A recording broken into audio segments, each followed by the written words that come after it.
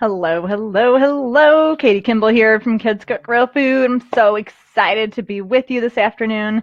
I always love to hear a little bit about you because I get to talk a lot about me, well, a little bit about me, and a lot about what can happen in your kitchens and in your dining rooms. So if you get a moment and you can see that chat, type who you are, where you're from. The internationality of the internet is so cool. Maybe not who you are because your name's already on there. Where you're from, how many kids you have, and their ages. That way I know if I should spend more time on those preschool kids or more time on the teenagers. And it's just so fun to see where people are from. So I love that. Let me make sure. Okay, there's the chat. Very cool. Just a couple quick notes as people are starting to come into the room here. We're just a few minutes before the hour, and we'll definitely get started right away. But just so that you know, there are a couple things that can help make this live event a little bit more powerful for you and a little bit more memorable. First of all, I sent you some emails this week. If you did not see the free download ebook, 10 Healthy Snacks Kids Can Make, look for that. It should be in your email. If you missed it, email customer service. We'll get that right to you. Those are some of my family's favorite snack recipes. And then if you get distracted or interrupted by, a poopy diaper or a Nerf gun war, you can watch this replay anytime. But the only problem with this software is it won't let you fast forward. So that's not very mom friendly. You can go to kidscookrealfood.com/today to see the same presentation. Could be a little bit different because it might be from another day, but that's on YouTube, so you can fast forward and you can even watch it at like 1.25 or 1.5 speed. That is busy mom friendly. So definitely, take a look at those things. And then also there's a worksheet. There's a worksheet to follow along with the presentation today. That's at kidscookrealfood.com/eaters worksheet. Okay, and the good thing about that is that we know research shows that if you are writing increases memory. Plus, you'll have a record of what you learned to share with your spouse or your in-laws, other people who might be around when your kids are eating and being fed. So big hello to Rachel from Texas, 2 kids, 2 and 7. Awesome, got one picky eater, and that's okay. That's what we're here for. Just so that you all know, definitely feel free to ask questions in the chat at any time. I might not see them right away. I might not be able to follow along super well, but my team member, Sonia, is in the chat. She's there to help you through technical difficulties, catch answers you missed, and she also pulls aside all those questions so that I see them at the end during the Q&A. I'll stay as long as we need to answer questions at the end. So feel free to ask questions as they pop into your brain, and we'll be sure to cover those at the end. Hi to Alexandria from Georgia. Awesome. 3 kids, 4 and under. Nice busy household there. And excited to get the kids in the kitchen. That's great, Alexandria. I love that. I see people continuing to come into the room. As you come in, you guys, introduce yourself. Tell us how many kids you have, maybe their ages, so that I can make sure I spend the right amount of time on kind of different age groups during the presentation, and where you're from. It's so fun to see where people are from. I'm in Michigan, and so as much as I wish it was a nice sunny day coming through the window, it's gray. We had snow on the ground here on Sunday. Like, it stuck on the ground on April 28th. So crazy. Hey, Sarah from Kansas, big welcome to you. Thank you so much, moms and dads, for being here. I love to see that you're taking this time out to improve your parenting, to, show that you really care about your kids and their health and their eating habits. And that's totally what we're going to do today for sure. Allie's here, 13-month-old. I love that you're getting started early, Allie. That's so cool. And showing signs of being picky, especially throwing out skin. I wouldn't worry too much about that. Everybody's got preferences, right? Even adults. And that's something we'll talk about today too, that sometimes the relationship between us and our eaters, it has to do, making it better can have to do with our own heads and not always just the kids. Big hi to Jana from Ontario, Canada, and Nicole from Calgary, Alberta. We got our Canadians in the house. Hey to Anna from Massachusetts. Congratulations, one on the way. That's awesome. What a hoot. Her 2-year-old will eat fancy things like sushi and kimchi, but doesn't want normal meals with bread and cheese. Don't worry. Don't worry about that, Anna. Oh my goodness. We're all like, we wish we had that. Hey to Sherry from Wisconsin, and Ann and Amy and Shauna. I love this. Washington, Rockford, Michigan. I'm in Byron Center, Michigan. Hi, Amy. And I love seeing these moms with the little kids. I'm thinking my friend Genevieve at Mama Natural has shared this, because we've had quite an influx of moms of babies and toddlers. And I was like, I think Genevieve might have shared this with her people. So if you're here from Mama Natural, let me know. And also, I told Genevieve this morning that I would love to do a special presentation just for her audience, just on that, introducing foods to babies and toddlers, because like 90% of what we'll talk about today totally will apply to the babies and toddlers too, and you can save it for later as well. But there are some nuances, right? When children are really young, it's a little bit different. Yep, there we go. Here from Mama Natural. I am so not surprised, Anna. I love it. I actually got to meet and hold baby Faith a couple weeks ago. We do know the Naturals personally, so that's a great joy in our life. All right, it's 2 minutes past the hour. I got to get started. Real quick, if you haven't downloaded the worksheet, do that. kidscookrealfood.com/eaters worksheet.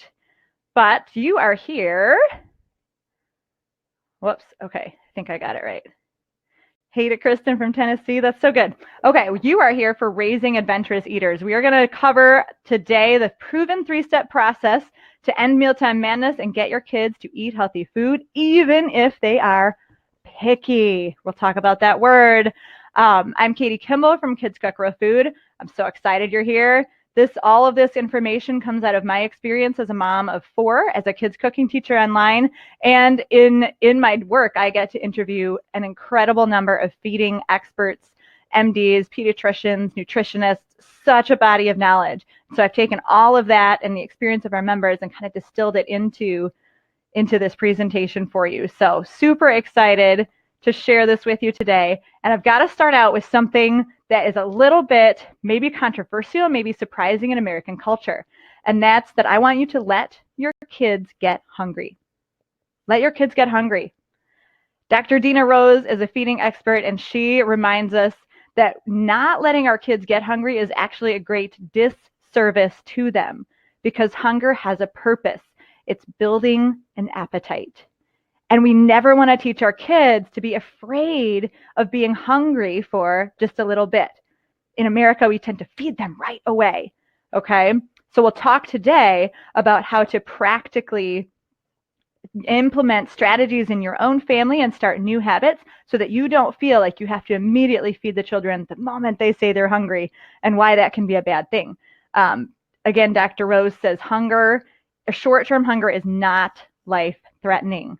Short-term hunger is not life-threatening, okay? Our job is to keep our kids alive and to build healthy habits, not to give them everything they think they want right away, okay?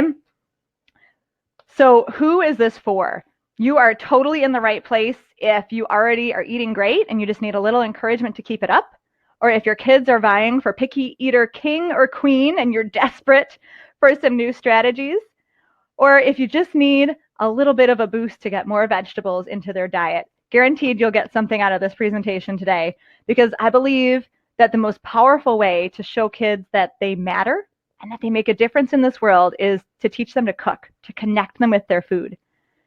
And I know that the kitchen is the best place to build family connection, confidence in our kids, and the creativity that's so lacking in this digital age. I think that food is the root cause of a lot of these really depressing statistics we see in our young generation, like depression and anxiety, obesity, diabetes, ADHD, school behavior issues. If every kid in America would learn to cook and eat healthy food, we could smash those statistics. And I know that's why you're here today. That's why we want our kids to be on the right end of that awful curve of those statistics, right? And we want to pull other kids with us and change the health of our young generation. Now, I mentioned that I teach a class, Kids Cook Real Food eCourse online, and I've really always been a teacher. I've had that heart of a teacher. My poor little brother, 3 years younger, had to endure that teacher's heart and a really mean older sister playing school when we were kids. And luckily, I grew out of that meanness by the time I was an adult teaching in a 3rd grade classroom. But I didn't stay there for long, because we started our family just a few years after I started teaching. But I was able to continue using that gift of teaching in my online job at kitchenstewardship.com. That's the site I've been running for about 10 years. And the mission there is to help families stay healthy without going crazy. We help them balance their family nutrition and health, their environment, their budget, and their time. Not always the easiest thing to do, but I'm all about being practical and giving grace in the moment. Now, as I worked with moms over the years, I knew that that the kids learning to cook was important too, and had a little bit of a realization when my oldest son was in 4th grade. He's 14 now. He's actually 14 today, so I'm having heart palpitations about him going into high school next year. But when he was in 4th grade a little while ago, he had to do a how-to speech for his class. Now, he could show his friends anything: how to swing a baseball bat, how to make a chocolate chip cookie, how to raise a caterpillar, whatever. Since I did food, I applied a little mom pressure, and I was like, hon, maybe you should do the food thing. So he did. He decided to teach his 4th grade class how to make homemade guacamole. Now, this was a recipe he'd been making since he was in 1st grade. It was kind of like his signature dish. And to help him prepare, all I had to do was teach him how to use the chef's knife. That was the part that I had always done for him. And I have this vivid memory of standing there in the 4th grade classroom, watching him take that chef's knife and thwack the pit out of the avocado. And all the adults in the room go, I mean, they thought he was a goner, right? It's not every day you see a 10-year-old with a chef's knife. I knew he was fine. I knew he was trained super safely, and I loved watching their reactions. But at the same time, in my own mind, I had a bit of a moment as well. And I thought, oh my gosh, Katie, you've been teaching families all over the world to cook for like 6 or 7 years at this point, and this is the only dish Paul knows how to make. He's been doing the same one recipe wonder for 4 years. So I had completely neglected to teach the most important people in my life those life skills that I felt were the most important things they could know. Well, almost most important, but very high in importance. I hadn't taught my kids anything in 4 years. I just let myself get busy. We had more babies. We moved to a new house, and I didn't like that. I didn't like that feeling at all. So I decided then and there to spend that summer teaching those children to cook. 3 of my 4 kids were old enough at the time. Little Gabe there is just 4, and he was just a baby at the time. And we spent that summer, because I was a teacher, I made this whole connected curriculum and really intentionally taught them to cook. And by the end, I felt pretty good that I had definitely built some life skills in my kids. I was confident that I could send them off into the world as 18-year-olds, and at least, as they continued to build skills too, that they could be able to feed themselves, right? That they could stay alive. And I often hear that from other moms as well, that they find it important, they feel that it's foundational to build those life skills and independence in their kids. So I knew this would be helpful for other people, right? To give them a little bit of a boost, make it a little easier to get started teaching their kids to cook. And that's why we created the Kids Cook Real Food eCourse and all the videos we've made. But almost as soon as we released that into the world, emails started coming in that made me realize this whole teaching kids to cook thing is incredibly more powerful than just building life skills. The first email that surprised me was from Mabel's mom. Mabel's there dressed as Spider Mabel. And her mom wrote me and said that she purchased our course because she and her daughter, who was 6 at the time, had actually just spent a lot of time together in doctor's offices because Mabel had just finished beating cancer. And she bought our course to get in the kitchen with her and connect on a level that they hadn't been able to connect as they were going through that awful process.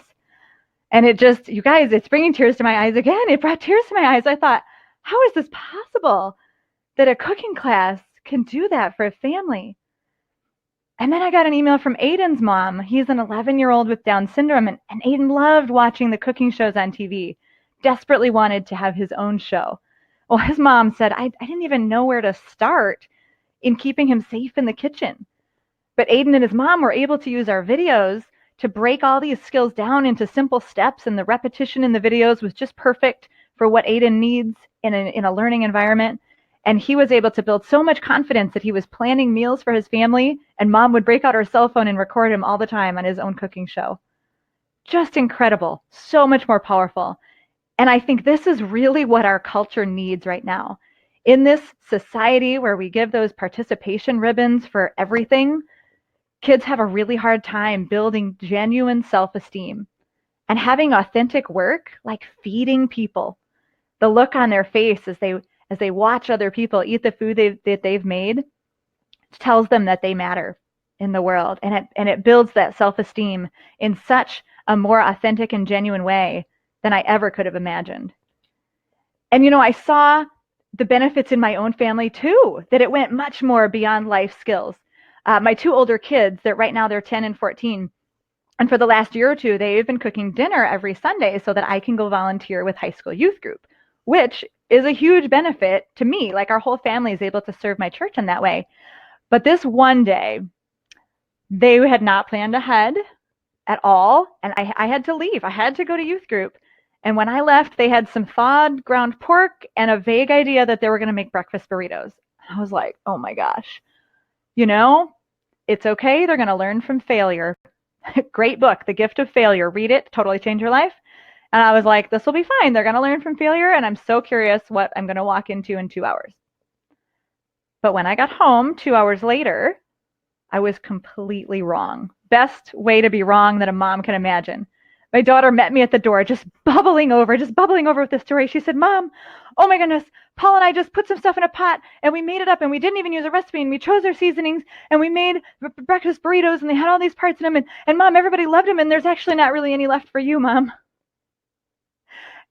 And for being a hungry mom and wrong, that was the best feeling I could have asked for, though, because my daughter was so excited, empowered, and confident about that feeling of creating something with their own hands and out of their own heads. So incredible. And that's why I came to realize that although teaching kids to cook in memorable and fun ways is what I do, building confidence and family connection in the kitchen while restoring the health of that young generation is really who I am. And that's why we're going to talk about getting those kids in the kitchen today, getting them to the table, and helping them eat more healthy food. All right, for you planners, you got your worksheet in front of you. Here's a little overview of what you will learn, power-packed information in the next 35 minutes. First, we'll talk about how you can win every time you play the game of dinner. Don't worry, your kids get to win too. Everybody wins. I'll teach you a snack time rule that is a total game changer. We'll talk about why the timing of your vegetable serving makes a huge difference. And I will fill your parenting toolbox with 21 phrases to ease decision fatigue. If you don't know what that is, it's a fascinating little nugget of information. We'll diffuse those power struggles so that your family mealtimes feel peaceful and you're excited to come to the table, even if you feel you have those picky eaters. And I'll teach you a little unfair advantage that you can leverage in the kitchen while we talk about our 3 C's approach at Kids Cook Real Food to build connection, confidence, and creativity in your kids. This will work both inside and outside the kitchen, and bonus, you get some benefits for parents too. Moms and dads, I would love to hear in the chat what you're looking forward to the most today on this list, or what you really need to see in your family. I love seeing that chat get crazy. All right, here we go, jumping in, 3-step process. Grab your worksheets if you've got them, download them if you don't, or you can print them out later and do it like a test. Like, what do I remember from Katie's presentation? The 3-step process is this. Number 1 is prepare the space. Number 2, lead with your ace. And step 3 is keep a poker face. Let's unpack those. Preparing the space is all about the idea that a good dinner starts at snack time. You lay the foundation, okay? So I'm going to challenge you to create a buffer of at least 90 minutes, if not 2 hours between a meal and a snack on both sides, okay? So what this means is that if you eat dinner at 6 o'clock, 4:30 is the very last moment a child should be chewing anything from their snack.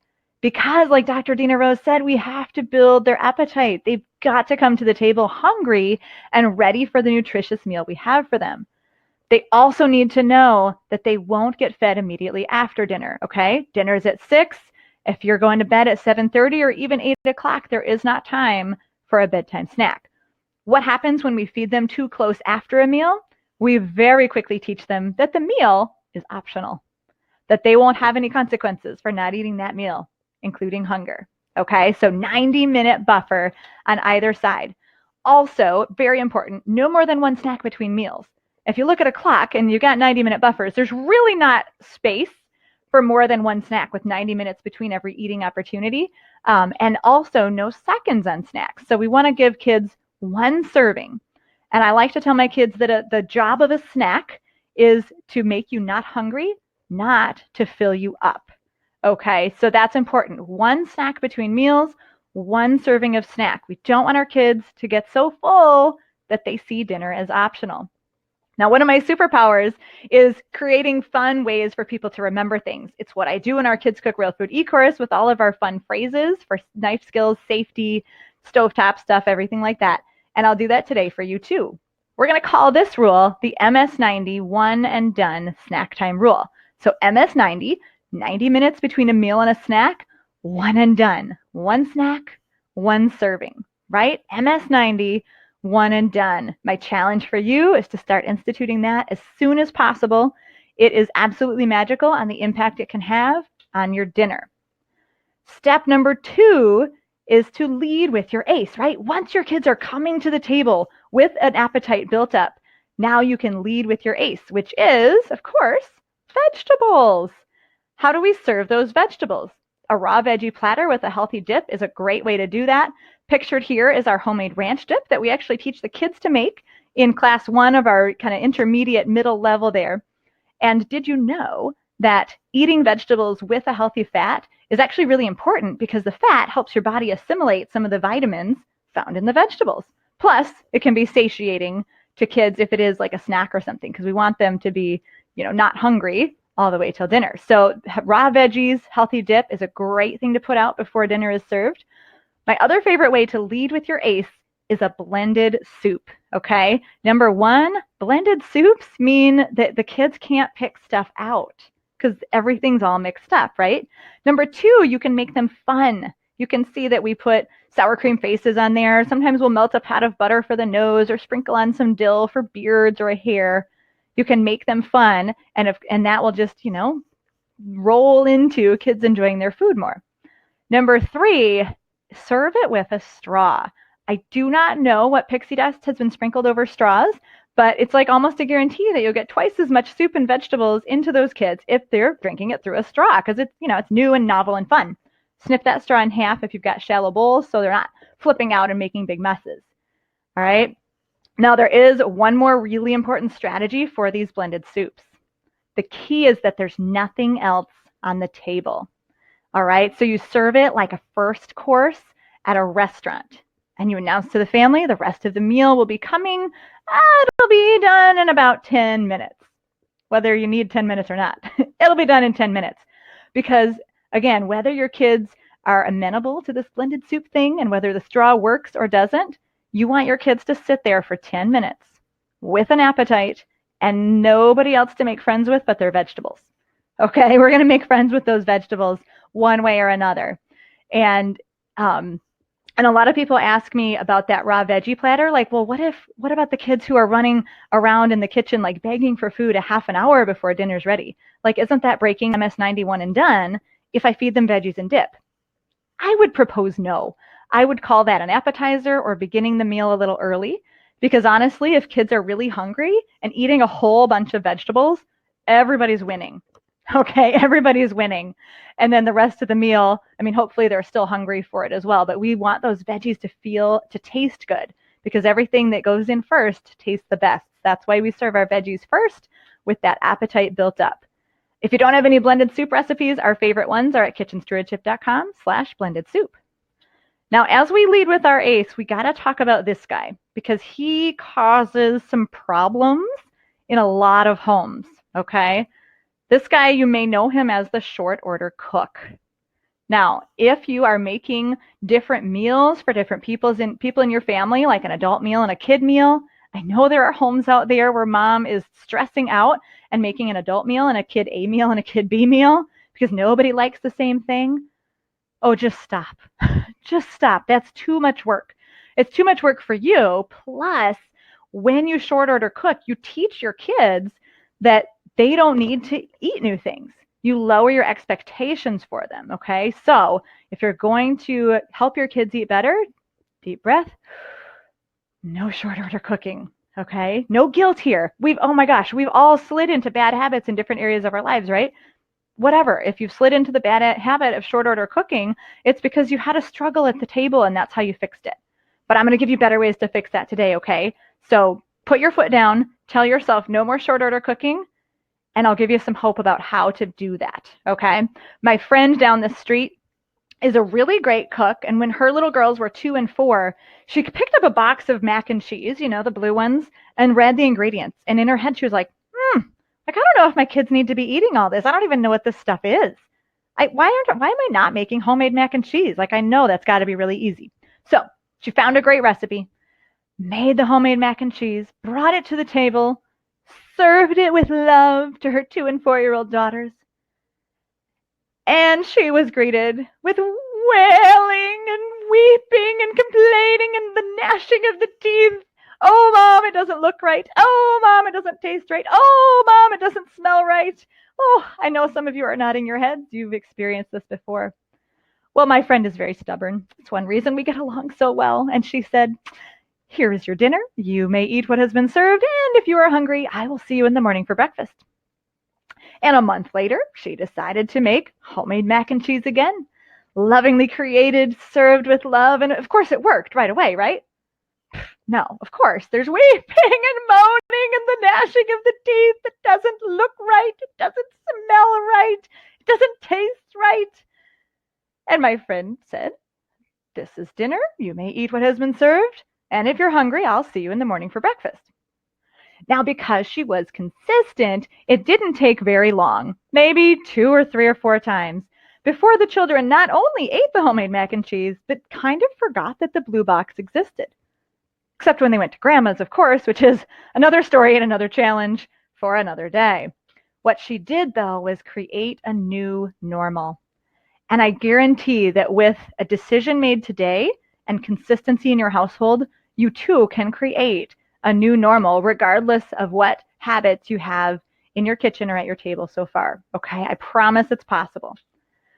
We got to talk a little bit about Ellen Satter. She's a very well-renowned food expert, and she has created what she calls a division of responsibility in eating, okay? The philosophy goes like this, that the parent's job is to decide what, when, and where the family eats, okay? You decide what is served, when people will get some food, and where they ought to sit when they do that. That is where your responsibility ends. The child's responsibility is to decide whether they eat and how much goes in their mouths. You guys, this is such a weight off our shoulders. I kind of want to rename this a division of worry. We don't have to worry about how much our kids eat as long as we've taken care to serve them what we want them to eat, okay? We can't actually make their jaw chew. We can't actually make their throat swallow. And they know this, right? They know this. So why do we worry so much about what they're chewing and swallowing? We've got to let them have that responsibility and let that weight go off our shoulders. Now, Ellen Satter is awesome for this philosophy and giving you a little structure of how to think. And my job is to give you a little structure on what to do. Okay, we're going to fill your toolbox with practical phrases that you can just pull out of your toolbox, just like those phrases we use to help kids remember their safety techniques in the Kids Cook Real Food eCourse. And that is what step 3 is all about. All right, when you have prepared the space and figured out how to get those kids coming to the table with an appetite, because the MS-91 and done, they've got some space. When you have led with your ACE, those lovely vegetables, and they're starting to go down the hatch, now we got to be consistent for the rest of the meal and put on our poker face. Okay, 3 categories to file these poker face phrases in. First, we're going to be poker face consistent when we talk about eating and food in front of our kids. We are going to be consistent when we serve new foods, talk about a hot button time. And we'll be consistent when your child says, I'm hungry, and it's not a mealtime, or eats 2 bites and says, I'm full. I know some of you have those children in your house. I've got some strategies for you, okay? Because I have 21 terms for your parenting toolbox. So cool. Did you know that we all have a finite number of decisions that we can make during the day? Good decisions. Okay, so as we get closer to the end of the day, we are literally running out of brain power to make good decisions That's why kids get away with more at the table and at bedtime, because we can't quite figure out how to discipline them. And it's also why if you're going to eat the whole bag of chips or the whole roll of cookies or even a big serving of ice cream, it's usually at night, isn't it? It's because you're running out of decision-making power. You're in decision fatigue. So what do we need to do, tired parents, to circumvent that? We need to make decisions right now.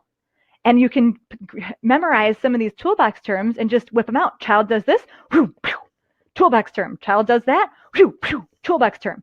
No thinking. It's beautiful. No thinking, no decision fatigue.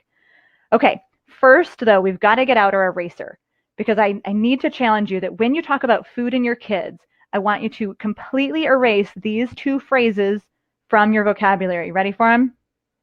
My kids are picky eaters. And no, don't worry. They won't even try that.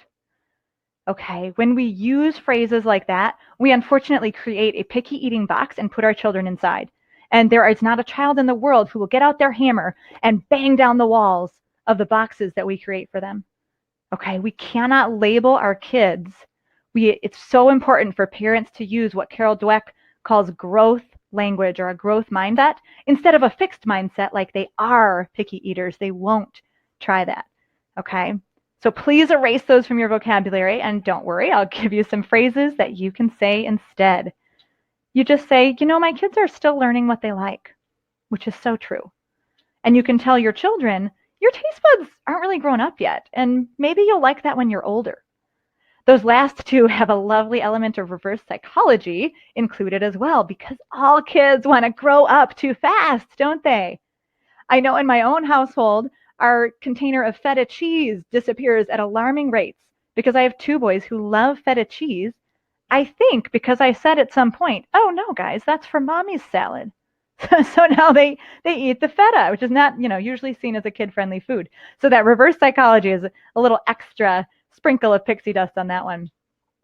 You also have a great opportunity, parents, to be the example.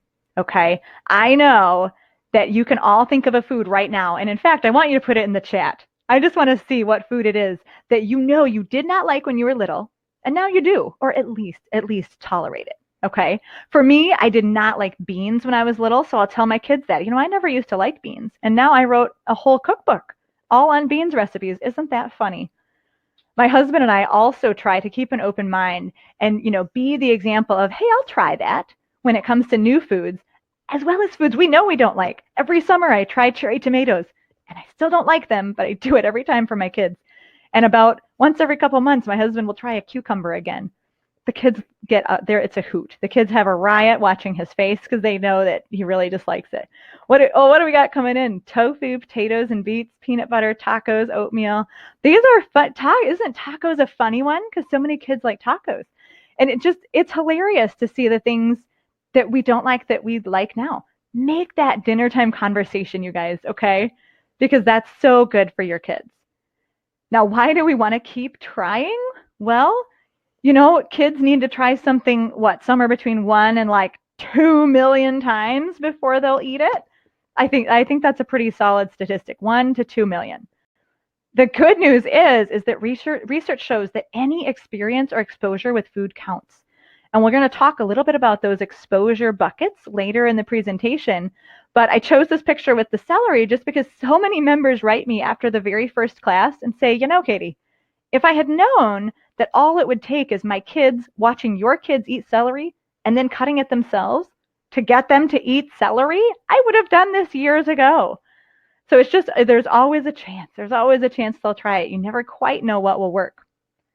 Now we got to talk about the terms that we're going to put in our parenting toolbox at the dinner table, right? This is where a lot of power struggles tend to happen, and we don't want that to be true. So what if you serve something new?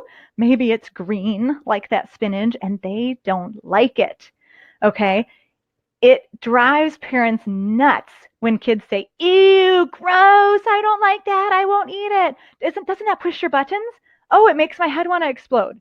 It also sounds really rude if you're at someone else's house and they do that.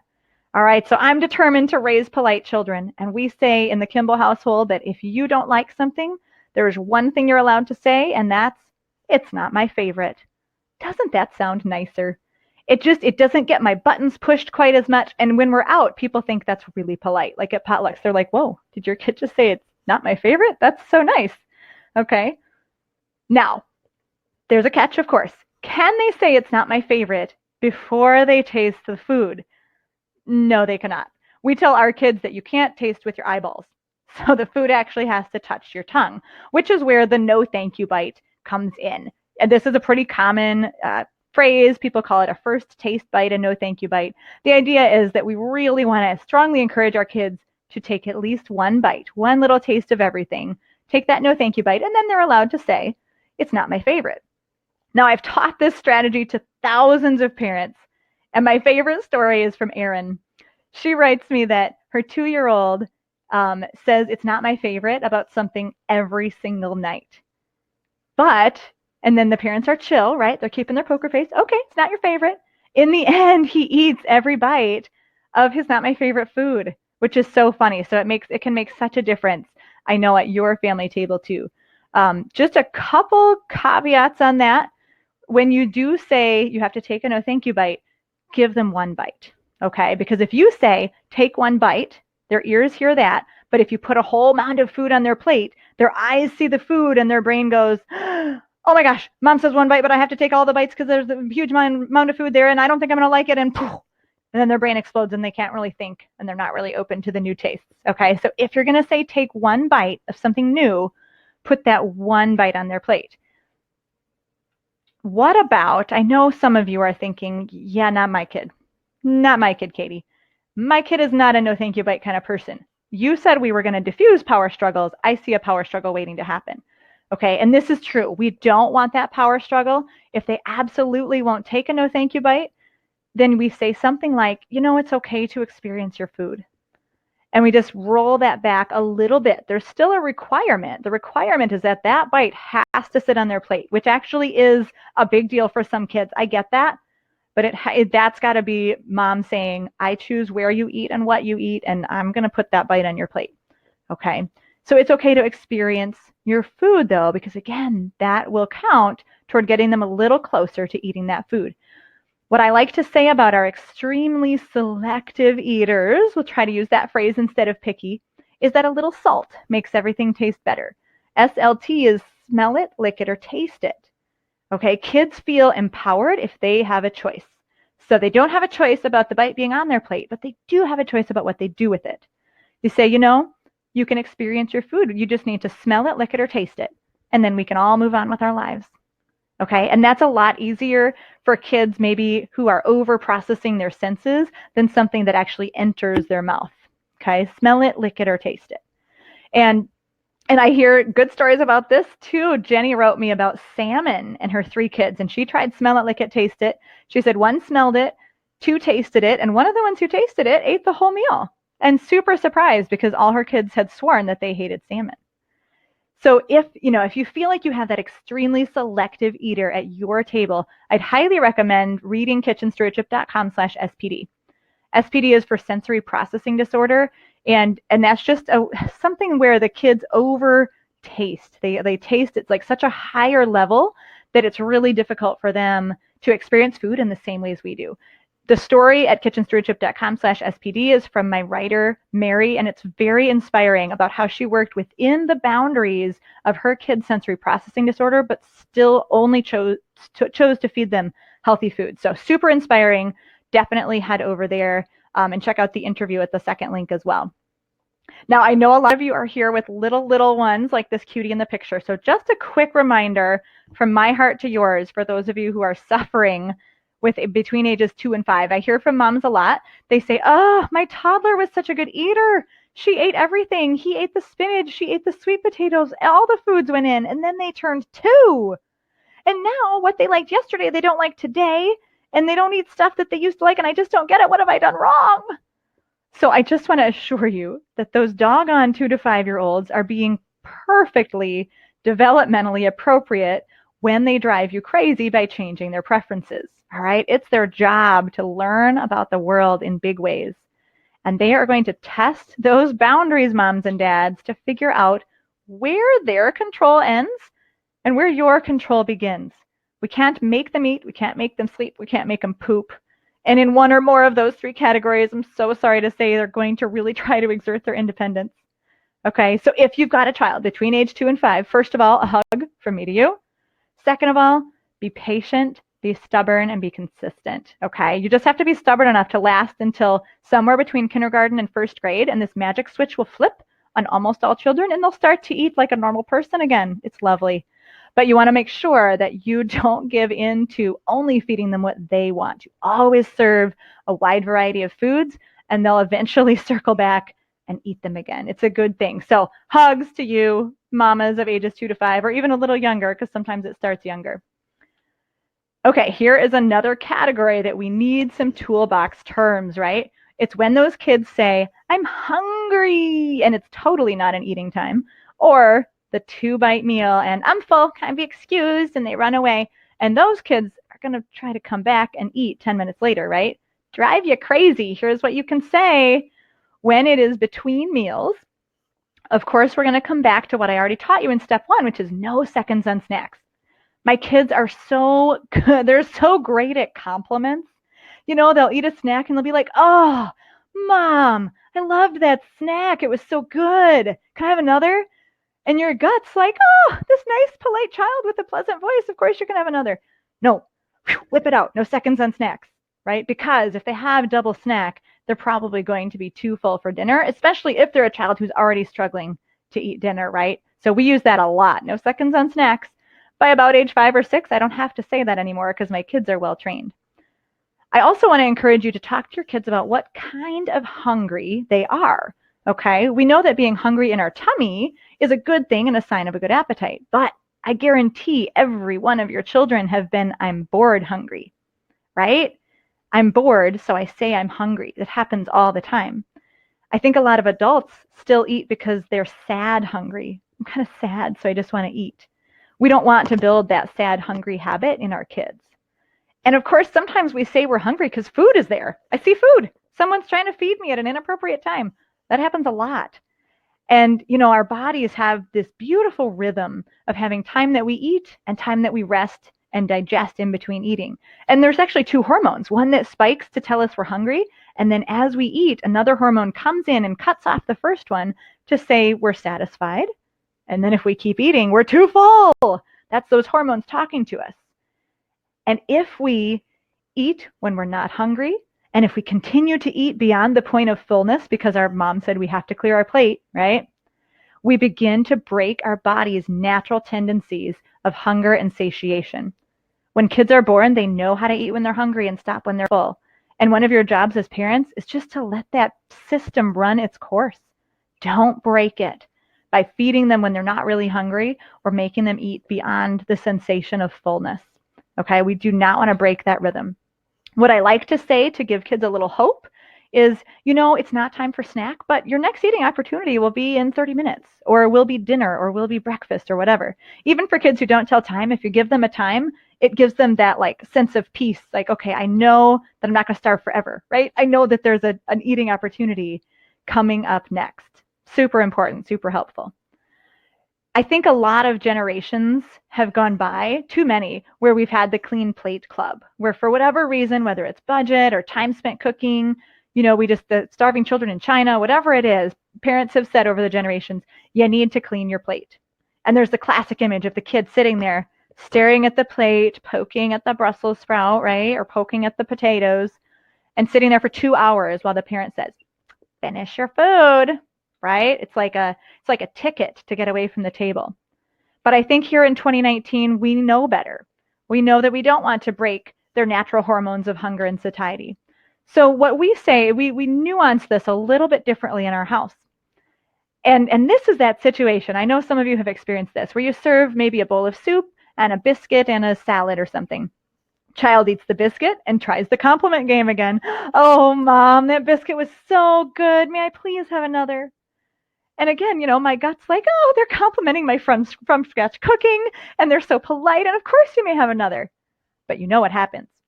Child eats biscuit too, and now child is satisfied or even full, and they're not going to eat the rest of the meal and all the other nutrients that you've provided for them. So what we say is not that you have to finish all your food, but you do need to finish your firsts before having seconds, okay? So if child asks for another biscuit or another roll, it's just usually the breads, not always, and they don't want to eat the soup, you say, yeah, of course, you may have one. Just finish your first before having seconds. Deliver it in just a, chill, pleasant voice. No judgment there. If you've got a little one for whom maybe that biscuit or roll or whatever, potatoes, whatever it is that they're going to eat first, if that serving will fill them up, give them a half a biscuit or a quarter of a roll, okay? You kind of know what will fill them up. What we want to encourage is eating a little bit of variety, okay? A lot of people ask, well, what about the no thank you bite? Do they have to finish everything if they have already said no thank you and it's not my favorite? Well, no, they need to encounter that food, have the bite, and they can say it's not my favorite, and then you figure out about the seconds, how to make sure that they still have some variety. At the end of the meal, the kids who say, I'm full, may I be excused, with half their plate left or most of their plate left, everything in me, because I worked hard on that meal and I spent money on that food, everything in me wants to be like, no, you can't be excused. You're not full. Eat your food. And I zip my lips and I say, oh, it's good to know. It's good to know when you're full. We've got to listen to our bodies. Okay. And then, of course, the problem is when they're excused and they clear their plate and they circle back and say, now can I have a dessert? Oh, that's when I say a little linguistics lesson. And it's, well, full means full. You just told me you were full, and oh, it would just be terrible to put a dessert down that full belly because then you'd have a tummy ache, and I don't want that for you. So it's time to go play now. And maybe we should even go to bed a little earlier so we can get to breakfast quicker because you sound like you're hungry for breakfast, right? We're not going to let them say I'm full if they don't really mean it. We want the kids to really listen to their bodies, and that's where we vault into sort of the advanced level, which is mindfulness. Okay, and this is, even for myself, this is something that's taken me years to build. It's taken me years and really annoying, difficult elimination diets to figure out that, oatmeal kind of makes my tummy hurt. And white toast makes my brain a little foggy. Even though I really wanted to just have a cookie right before this presentation, I thought, no, I'm not going to be able to put words together correctly if I have that cookie. That I need to have things like cheese and apples and nuts in order to have clarity of thought. But I didn't get that when I was a kid. Wouldn't it be great if we could build those mindful habits of eating in our kids? We want our kids to connect what they eat with the fuel they feel. And so especially for older kids, one of my favorite new phrases is eat for how you want to feel. Okay, eat for how you want to feel. That will help them start to say, well, this food makes me feel icky, and this food maybe will give me energy. And another little piece of sort of mindfulness, this is like myself being a champion of good stewardship, that as we release the responsibility to our older kids of serving themselves, okay, I don't really let like a 2-year-old or a 3-year-old choose his or her own portions. But with my bigger kids, I want them to learn portion control and how to serve themselves. So I do say, not the Clean Plate Club, but if you serve yourself, you need to finish it. Okay. And again, we're not going to push them beyond fullness. If they really are full, that's fine. But that's when we're going to package up that meal and have it be the very next meal that they eat because they served it themselves. Okay, does that make sense? And this is kind of an optional one, and it just is because I really never want my kids to be the ones at the potluck where they pile their plate up high, take the 5 bites, and throw it away and run off and play. Like, that just pains my little stewarding heart, and I'm not going to raise kids who do that. So I say if you serve it yourself, you finish it. Finally, we've got our after dinner moments. Cool, thank you, Mara. After dinner can be a tricky time for parents because of those kids bouncing back, either asking for more food or asking for dessert. And that's when I'm going to say, oh, well, dinner's already over. I'm sorry you're hungry again, but being hungry will make breakfast taste so good.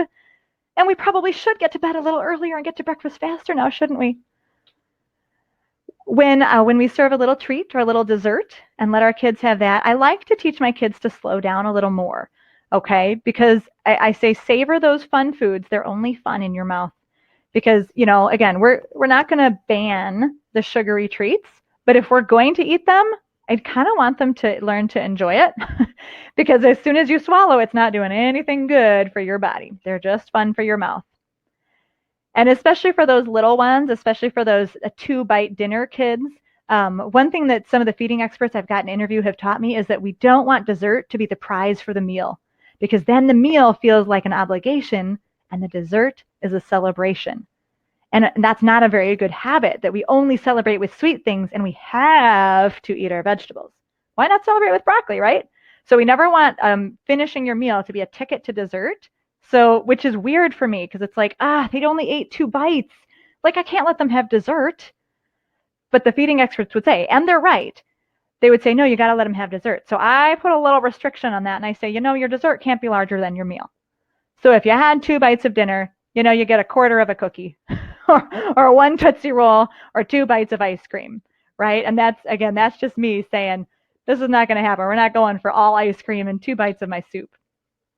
Now, I love seeing the chats rolling a little bit. Would you type in the chat, you guys, which toolbox term fits you best? Obviously, there's 21 of them. You can't memorize them all. You can't use them all. You shouldn't. But I know there are some that resonate with your style and with what your family needs right now. So share in the chat what's going to whip out of your toolbox at the very next dinner. And, if you want your kids to eat those healthy foods, the reason you're here, you can serve those vegetables with these great new habits. You can change your language with your toolbox terms. You can set these new routines and expectations like the MS-90 and done. And then you can practice your patience and you can wait for it all to kind of cycle through and begin to work. Or I submit to you, you could supercharge the process with a little unfair advantage. Okay. Brain science tells us, and I learned this from Dr. Nicole Berkins, who's a psychologist and nutritionist.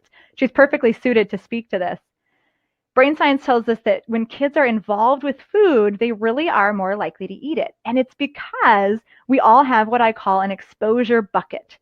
And what this is like, when you're feeding your baby and your toddler for the first time, common wisdom says, don't give up after 1 time with the carrots just because they spit it out. You have to feed your baby the carrots 10 times and then she'll like it.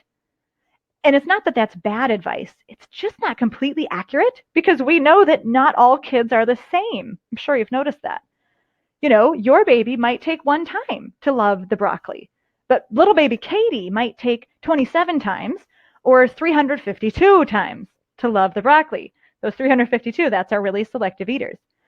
What's really, really cool is that we can fill that exposure bucket, that number of times that they need to be exposed to a food, in ways other than just eating. They can shop for the broccoli, wash the broccoli, cut the broccoli, serve the broccoli, have that 1 little piece of broccoli on their plate. And now that's 5 times, filling that exposure bucket in 1 meal.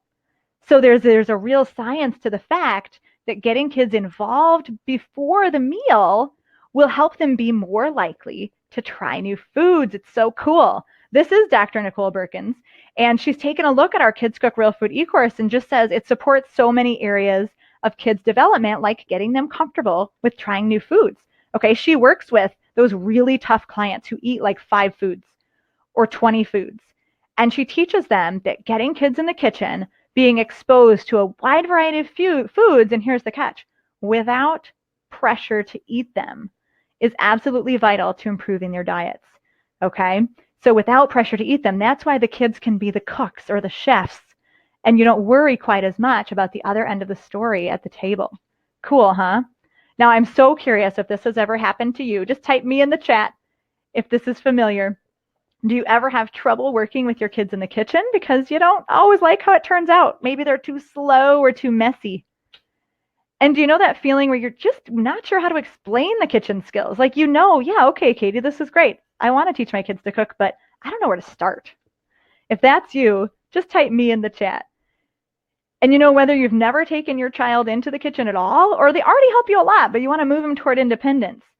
Maybe they're loving those cooking TV shows, and they're pretty good, but they're kind of unstructured, and you want to fill those gaps. Whoa, sorry, hit a wrong button there. Kids Cook Real Food is really going to help you out. And I love this email from a mom of a 5-year-old. She says, I never knew how to start. But after this knife skills class, the 5-year-old cut up avocados, lettuce for tacos, and a fruit salad. So cool, right? Would you like to see that class? Watch your email after this event, and I'll make sure that you get a copy of our 10-minute knife skills and safety class. This ranges from ages 2 to 12, or even a little less than 2. As soon as they can wield a butter knife, we get them in the kitchen. And we teach the same skills and techniques with the butter knife as a chef's knife, so it's a much more seamless transition.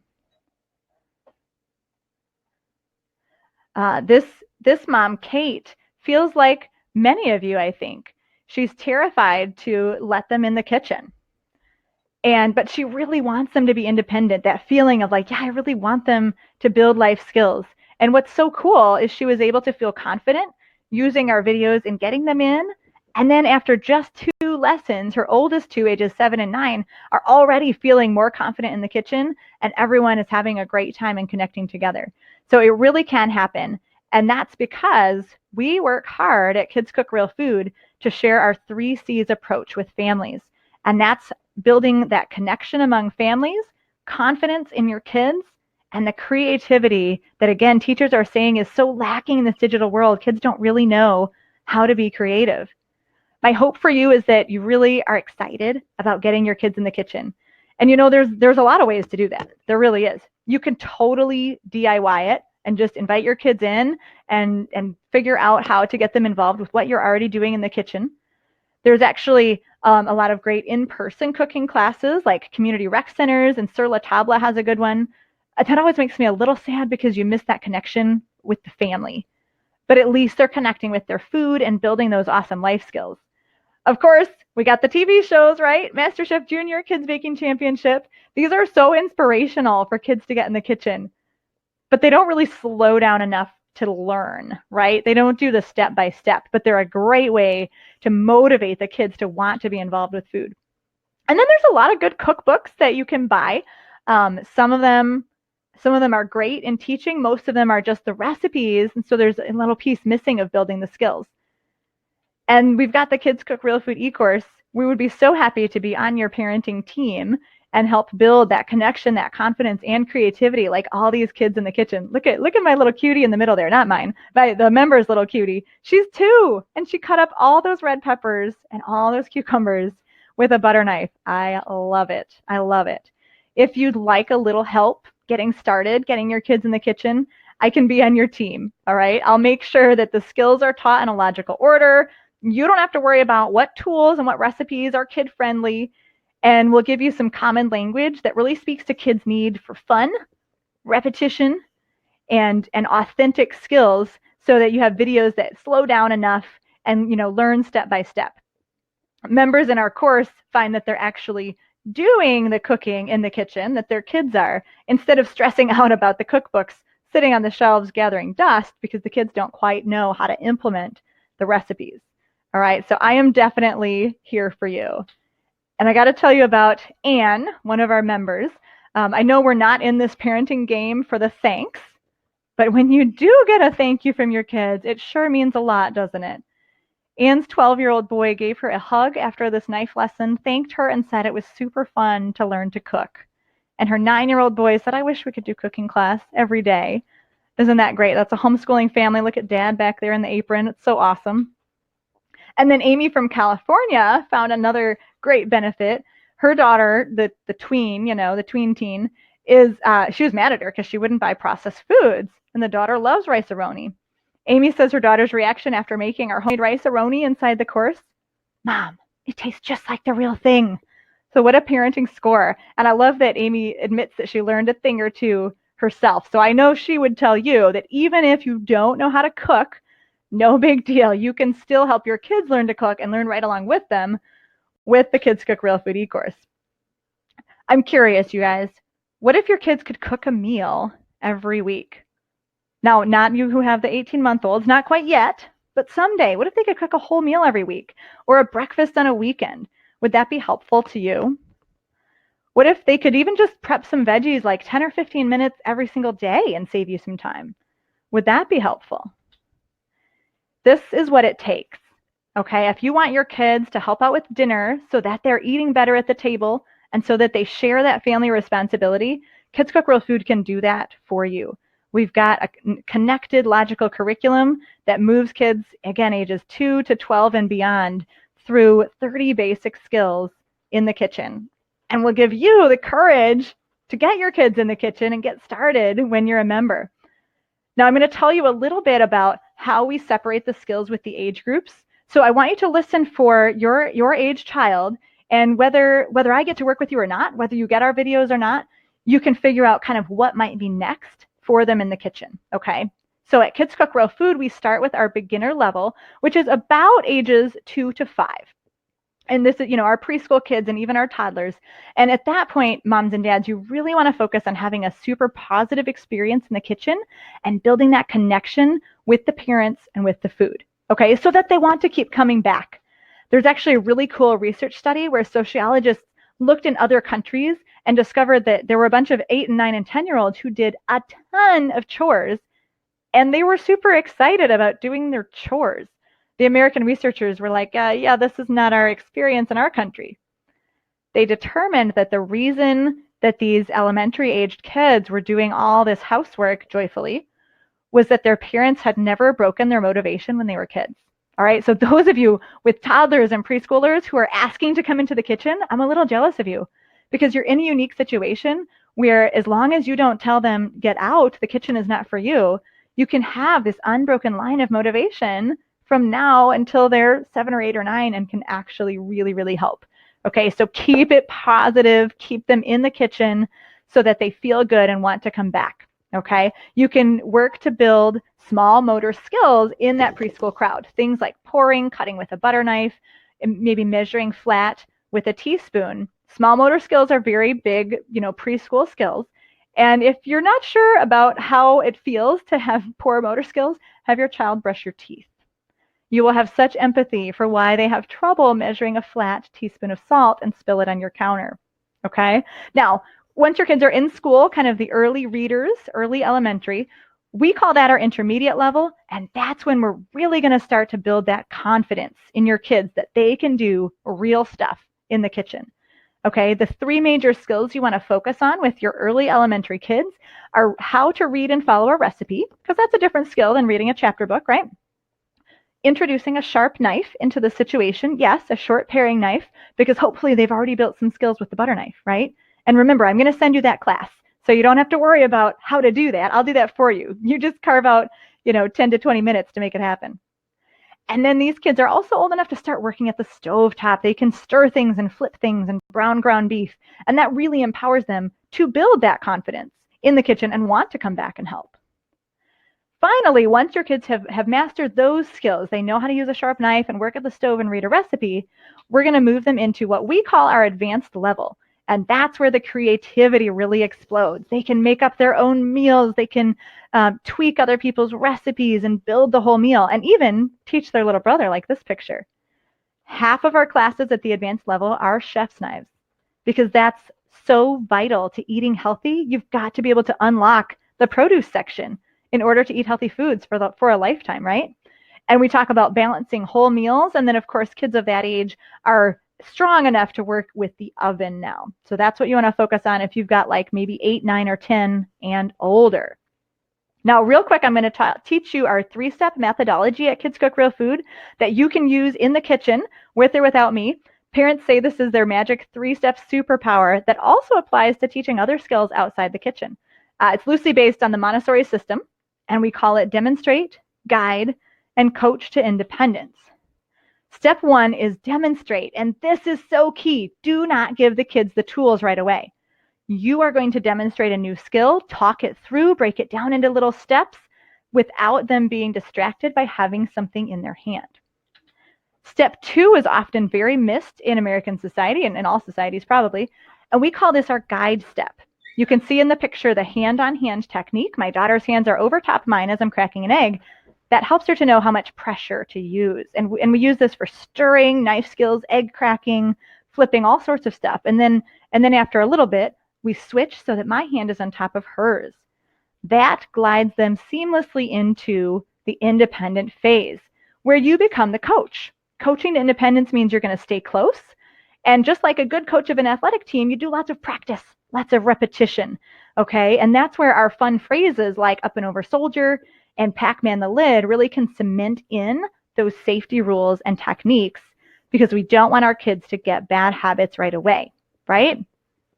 Now, again, definitely use that 3-step process right away in your own kitchen.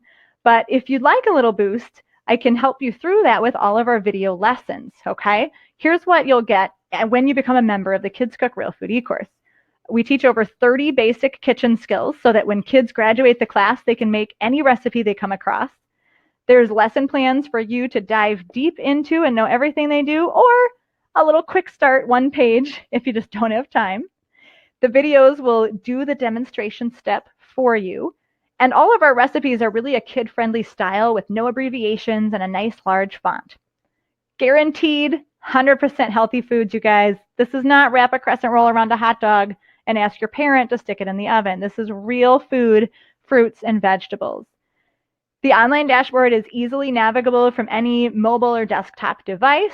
And we also give you some printable flashcards. This allows you to take the fun phrases right into the kitchen, stick them on your refrigerator, or put them on a ring so that everybody has the same vocabulary around cooking.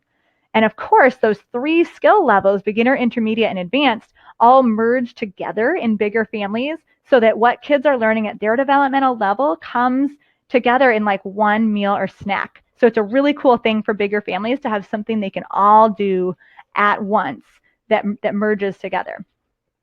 The total value of the 3 levels and all the videos and lesson plans is $230. That's not what we charge, though. Don't worry.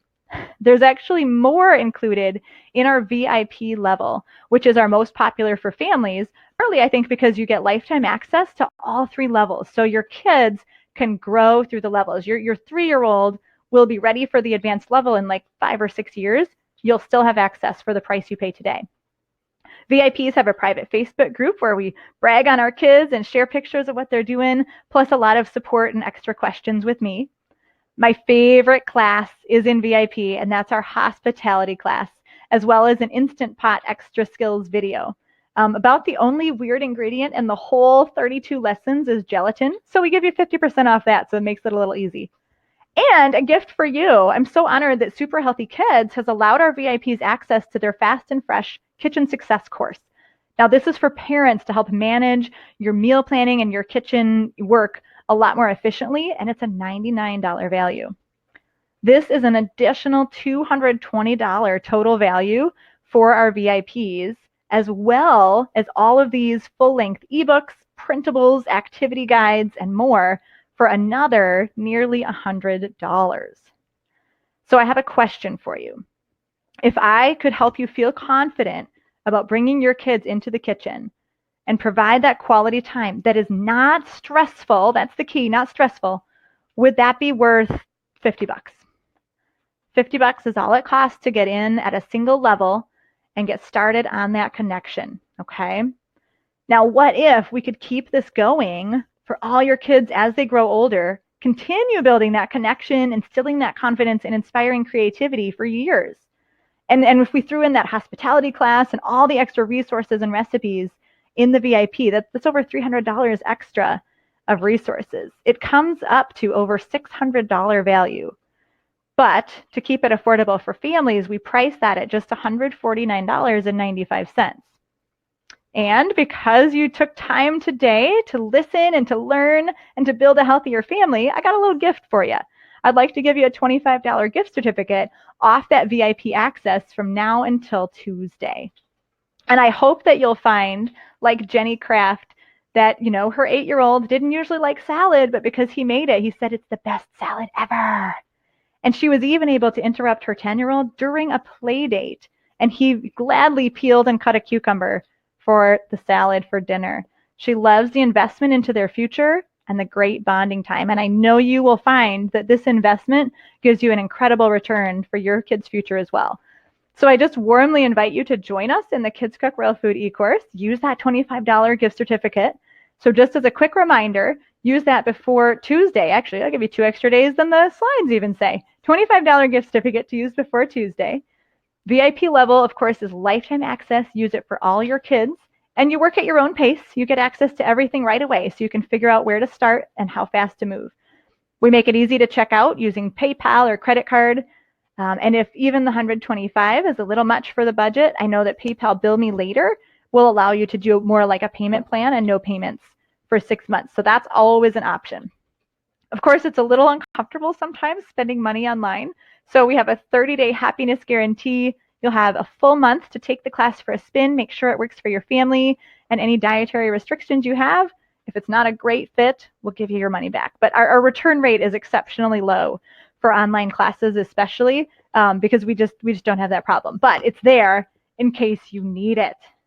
All right, now I mentioned that I'm an elementary teacher, so I know that all that drinking from the fire hose can be a little much. So for just a quick recap on that 3-step process, here is how you're going to transform your dinner table and bring peace to feeding your children again. Number 1, prepare the space. Remember MS90, one and done, a 90-minute buffer between meals and snacks, 1 snack between meals, 1 serving of snack. Step 2, lead with that ACE. Feed their appetite with vegetables.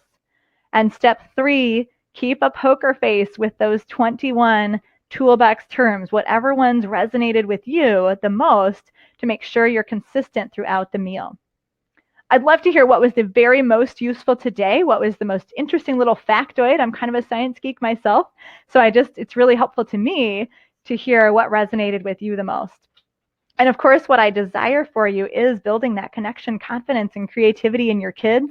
I want to see you be able to do your Bible study while your kids are cooking dinner. I want to see your kids as excited about their muffins and their pancakes and their stir fry as these little members of our Kids Cook Real Food eCourse. And we know beyond a shadow of a doubt that kids really benefit a lot from it. But I told you that parents benefit as well. And that was never more clear to me than last summer when my little guy, who was almost 4 at the time, fell and hit his head right before dinner. And we didn't really think it was a big deal. But as I was getting through making dinner, I started to realize that something more serious was going on. And it turned out he had a pretty bad concussion. So while I'm on the phone talking to the doctor and figuring out what's going on, and my husband's rubbing his back because he's vomiting, my 2 older kids were able to take over completely in the kitchen. By the time we had the situation under control, all 3 of my kids, actually all 3 of them helped. All 3 of them were sitting down, eating the main course. They had cut the veggies. My 7-year-old had made homemade ranch dip, and they had said grace and were eating dinner. And I'll tell you, as a mom, that was such a relief and an amazing moment to know that they could handle themselves, that they could take over in that moment of crisis and make dinner. It was amazing. But that kind of thing can only happen when you're intentional about building skills first, before crisis hits. Amen? So again, for you, so excited to hopefully invite you to the Kids Cook Real Food eCourse, to welcome you into our class and our membership area and our VIP Facebook group. And thank you so much for being here today. I am going to check out my questions to answer, and I've got questions that you sent in email, and I've also got some questions that Sonia's pulled aside that you asked during the presentation, and I loved seeing those go by. I just see a question come in from Kariz. Does that mean I have to get the eCourse today to get the discount? No, because I want to give you time. I mean, I'm a mom too. This is a commitment. I want to give you time to talk with your husband and tell him all the amazing things your kids will be able to do. Maybe take the knife skills class for a spin. Be impressed by what your kids can learn in just 10 minutes. So you do have until Tuesday to use that gift certificate. It doesn't expire today. That would be tricky. That would be too tricky. That wouldn't be very nice. I don't know. All right. Where's my questions here? Okay, these are really, really good. Biggest struggle that Jamie sent via email says when they don't like something on their plate, it takes them forever to finish eating. And Jamie, I feel like this is that classic image of the kids, right? Like poking at the food and the mom saying, are you done yet? Are you finished? So I think that's where some of the strategies we talked about during the presentation can really help. First, making sure they're coming to the table with an appetite is really key, because they might be more likely to eat the kind of not my favorite foods if they're really hungry. Oh yeah, Tuesday is today. Yeah, next Tuesday, May 7th. Thanks, Sonia. Sometimes I forget what day it is, to be honest. It's really hard. Calendar skills are tough. Okay, so when they don't like something on their plate, it shouldn't take them forever to finish eating, because they don't have to finish, right? We're not going to require them to finish. We're going to require them to take a bite. And then if they're really done, bye-bye. Yeah, you can be excused. but they can't eat right after that, okay? We got to make sure we don't train them to know that dinner is optional. So Jamie, I hope that makes sense for the forever, the forever on their plate. It should never take forever because there's no clean plate requirement, right? Okay, Heather says, what age can I start teaching those knife skills at? I know we've got a lot of moms with young children here today, and so it's a super valid question. Honestly, as soon as the child can hold a butter knife and listen to some simple instructions, they can get started. I've got a picture of my oldest son with a cheese slicer and some cooked potatoes, cutting them up for potato salad, and he's like 18 months old. So really, it's never too young. I would say about 18 months is usually as young as I start like intentionally teaching them, strategically teaching them knife skills. But you can really get started pretty young. And what's cool in the Kids Cook Real Food eCourse is that we do teach the same techniques with the butter knife and the chef's knife. So if your child is starting at age 2, what an awesome opportunity that they're building that technique and that skill, age 2, age 3, age 4, age 5. By the time they're 6, you're like, well, yeah, I'm comfortable giving them a paring knife. Like they've been safe with a butter knife for 4 years. You're just sliding into a different tool with the same skills. So it creates a really seamless transition and a lot of confidence and courage and comfort for both the parents and the child when you're introducing the sharper knives. And we've had members with 4 and 5-year-olds using the paring knife, using the actual sharp knife because they've been able to build those skills. I think that's awesome. I think that's amazing. When did we teach John? John was 6. Yeah, child number 3 who started the eCourse at beginner level, he was 6 when he moved into the sharp knife. But I know some members do it younger, which is fun. Nicole says, my 21-month-old only wants to use real dishes and cutlery. Okay, fine, but now he wants to eat off my plate. Suggestions, is this just a phase? Well, yes, it is just a phase. For sure. Like when he's 21 years old, he won't still be eating off your plate, most likely. So take comfort in that.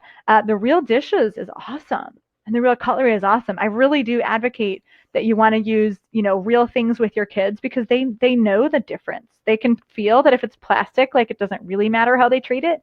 But if it's glass, if it's ceramic, pretty quickly they can tell that they need to treat that well. And so I think that's a really good habit to build in little ones. In fact, we teach carrying a plate to our youngest kids as a 4-step process.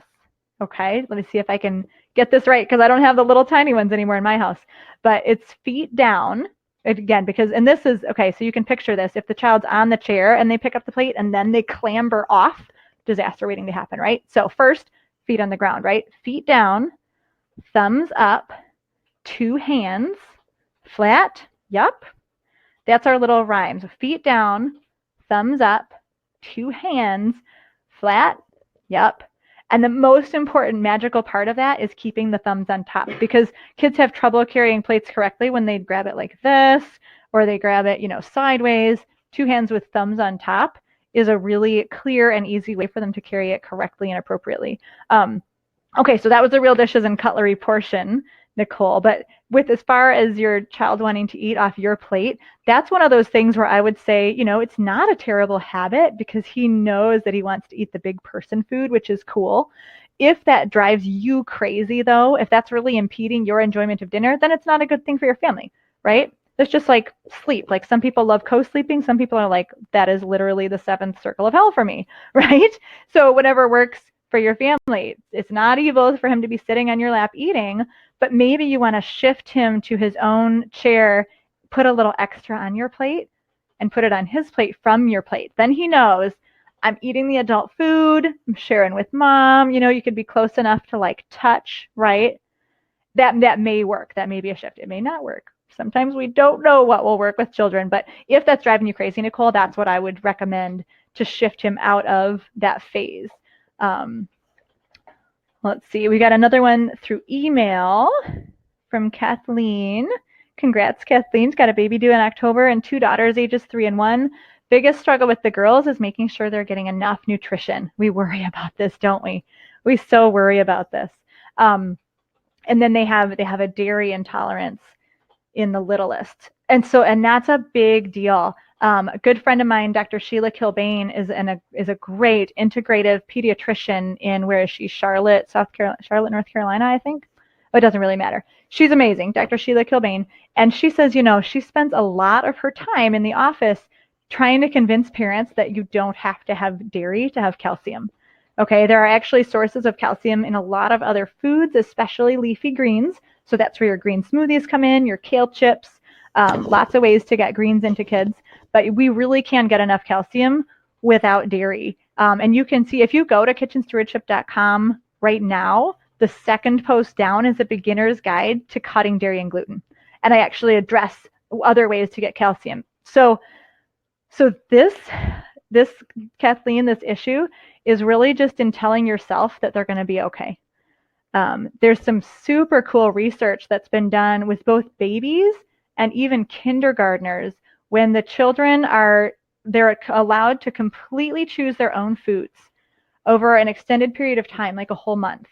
And what's fascinating is that, especially with the kindergartners, they'll have meals where they hardly eat anything. And any parent would be like, oh my gosh, they're not getting enough nutrition. What's going on? They're not going to be full enough. They're going to go off the charts, And then they have meals where they eat a ton. They have meals where they just want to eat only fruit, meals where they eat only bread, meals where they won't touch the meat, meals where they eat only meat. It's like crazy to see what they eat. But the really cool part is that when the researchers correlated or collated everything throughout the month, they ended up with an incredibly balanced diet. So as long as we're not breaking the normal hunger cues and the normal cues in a child, and as long as they don't have any sensory or whatever other kinds of disorders, they're probably going to balance themselves out without us working too hard. It's so cool. What we do need to work hard on, though, is making sure that everything we do offer is healthy. Okay, because all of that research goes out the window if there's high sugary, high fat, fake processed foods in the mix, because then the children will eat that and not get a good variety. So as long as you're serving a variety of healthy foods, and maybe give yourself a little calm by looking at the list of other high calcium foods, you're most likely your kids are going to be fine. Again, unless there's some sort of physical situation, but you already know about the dairy sensitivity, so that's really, really helpful in helping kids to eat well. What do we got? Kelly here. Oh, this is a good one. The grandma topic. The grandma and the school topic. We'll ball this into one. Okay, Kelly. Kelly says, I feel my greatest challenge has been outside influences. My 4-year-old was eating so much better 2 years ago, right? And Jessica said, totally, Kelly. Grandparents, husbands changing work schedules, it makes the consistency really tough. And that's totally true. That's totally true. So yeah, like I said, well, let's put grandparents and school influences and friends all into one bucket. This is where the habits are super important. Okay, we want to build healthy eating habits in our kids so that, number one, when they are fed a little bit of junk food or some sugar that you would not like them to have or whatever, or even like kind of a lot maybe on a certain day, hopefully just certain weird days, their bodies can handle it, because most of the time they're getting a healthy diet, right? Our bodies are made to be able to filter out some toxins, and our livers can do their jobs, like we can handle some junk. I feel like it's my job as a mom to make sure that what I give them is as little junky as possible, so that the other influences, when they give them junk, their bodies can handle that. The other reason we want to build the habits, okay, is that we can really train the taste buds to enjoy healthy foods over unhealthy foods. We can, if we don't make dessert that prize that they never get to get, except when they're at grandma's, and then they overeat and overindulge, right? If we're just kind of chill about it, and a little sugar here is fine, and just savor the fun foods, all those phrases that we already learned, they can be important for building habits. Now, is that difficult with a 4-year-old? Yeah, definitely. That's pretty young. I have a 4-year-old myself, and it kills me when he wants to eat too much junky food. But I would say too, one of the reasons we have that worksheet for you is so that you can share that with husbands and grandparents and stuff like that.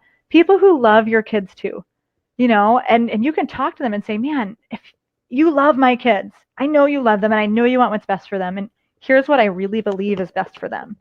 Okay. With the grandparents, I've had to train the grandparents in our family, especially when my kids are really, really little, 1, 2, 3, if they don't know what a cookie is, we're not depriving them by not giving them the cookie, right? Because they're just as excited about raspberries as they would be about the cookie or the dum-dum sucker that they don't know exists.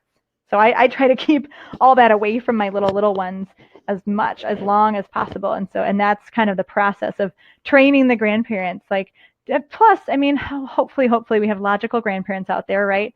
When you can say, if you're saying this thing and I'm saying this thing, and the kids don't know who to trust, that's really building a poor foundation of familial trust. So let's get on the same page. I'll give we can have some spoiling at grandma's, but I need you to do this for me too. And just make that a conversation. Not always easy. Actually, it's never easy. And then school is a whole different story. School, I sign up to be room mom sometimes, or plan a Halloween party or plan a Valentine's party just so that I can keep more junk out of there. Okay, so sometimes you have to volunteer and be an advocate to keep a little junk out of there. Bring in the research to the principal that says, hey, we really shouldn't be using food rewards. This is wrong in so many ways. And yet my kid's first grade teacher is giving them sweets every single day. Like this should not be okay, right? So sometimes we really have to advocate and try to change the system. Other times we can set up deals with our kids. Okay, if they're getting fed junk at school, a lot of times I'll say, you can choose to eat that and it'll count as your dessert, or you can bring it home and trade it in for something that's, a little better for you that we have here that's also still fun. Which brings me to Anna's question. I see that. How often do you allow dessert? This is a shifting target right now in the Kimball household. For years, our rule has been you can have one dessert a day. Generally, that's after a meal, and it's the only meal we have together most days because we have school kids is dinner. So usually the one dessert would be after dinner, and we'd have all that like, did you eat enough dinner? Do you really get dessert? And through some of these interviews with feeding experts, they're like, yeah, you really shouldn't make dessert that prize, that celebration only. So we just a couple months ago shifted to still one dessert a day, but you can eat it anytime you want.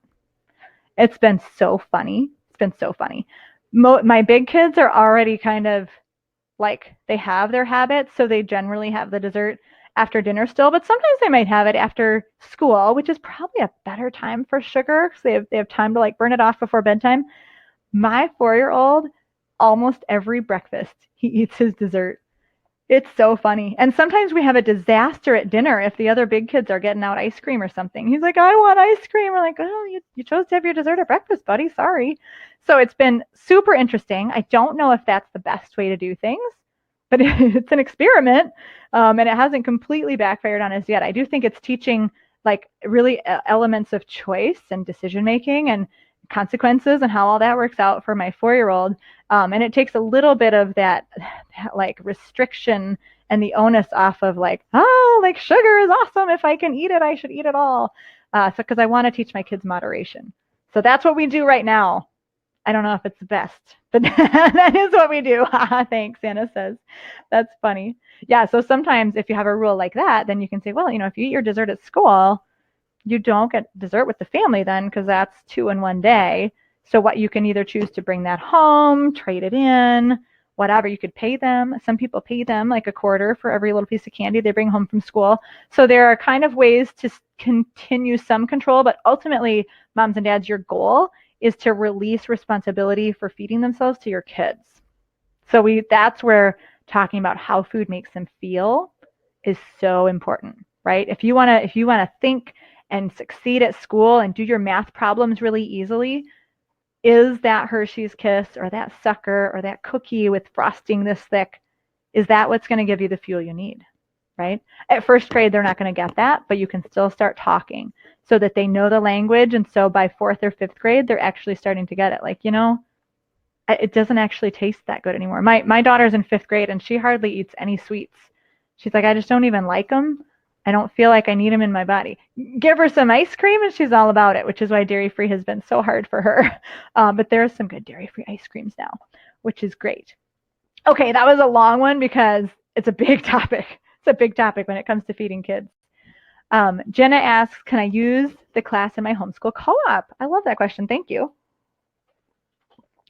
So, yes. The simple answer is yes. I wrote the terms and conditions for the course with the goal of getting as many kids in the kitchen learning to cook and eat healthy food as possible. So absolutely. As soon as you're a member, you can teach your cousins, nieces, nephews, neighbors, friends, homeschool co-ops. Our class is in use with the Utah Schools for the Deaf and Blind. Some chefs in Idaho are using it to teach in-person classes. We've got it integrated into, I think, a couple public and Catholic elementary schools. So cool. Yes, become a member, teach as many kids as you want. Absolutely, homeschool co-ops are great. What else we got here? Through email. Ooh, this is a long one. Where's the name? Chloe. Chloe has a sensitive little one who won't eat animals because they're her friends, which would be okay, except that she's intolerant to dairy and eggs. So protein sources are super limited. Says she likes the veggies and will eat everything but the veggies and say she's full. Oh, Chloe, you've got a tough one here. Or will ask for seconds of rice and not eat the veggies because she's full. Okay, y'all know the answer to that one, right? Finish your first before having seconds. So that's definitely a toolbox phrase, Chloe, that you're going to want to pull out. I see that your daughter says it looks gross or it tastes funny. It's not my favorite. It's going to just help you feel better about that, and it will empower her, at least that she knows she's making the choices. And she's almost 6. So, I mean, you're still kind of in that 2 to 5. My prayer for you, Chloe, is that the flip switches in the next couple of years. Although I do think with intolerances, it makes it trickier. There may be some other, if she's already intolerant to dairy and eggs, those are kind of some big heavy hitters. There may be some other intolerances hiding underneath that are just making food really challenging for her. You know, she may not be able to articulate that food makes her feel icky, but maybe food often does. And she doesn't really know how to handle that. So some days she likes something and other days it looks gross to her because she's just like subconsciously confused. That is a really tough one. So I would, all she wants to eat is candy too. Oh my goodness. So tricky. That's a very multifaceted situation. But what I would say about the candy is maybe try the one a day. And I think, did I see Sonia? Yeah, Sonia shared this story for those of you just watching the video who can't see the chat, because she started trying the one dessert a day, but whenever you want to eat it. I want to say your boys are 4 and 6. Is that right, Sonia? They might have flipped some birthdays without me realizing.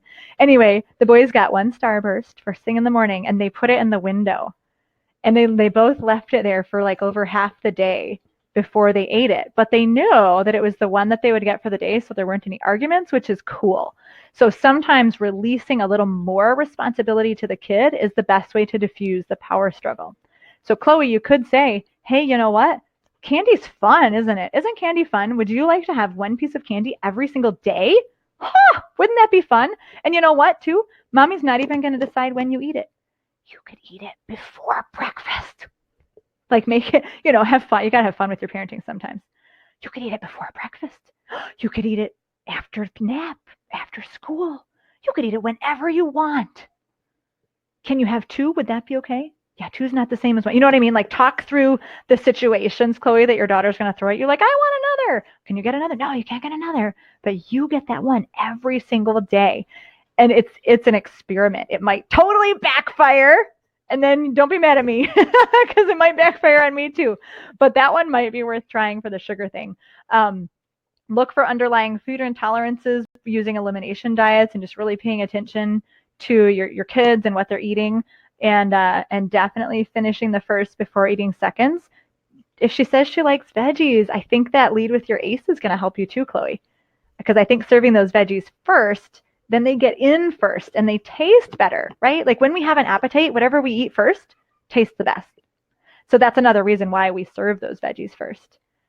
5 and 8, Sonia says. Oh, I said 4 and 6. I was totally wrong. I barely remember my own kids' ages. So the boys are 5 and 8 at Sonia's house. I love it. Let's see. Nicole asks, how long does it take to do the lessons and how long will I have to teach them? Also good questions. The time length really varies based on the complexity of the skill, right? So for like our beginner kids, sometimes the classes will just be like 20, 30, 40 minutes tops. For our older kids, they might go up to 2 hours or more because they're making a whole meal. So if it's a big one, you got to take that time that you're normally spending on dinner prep and add a little bit for the kids to be helping.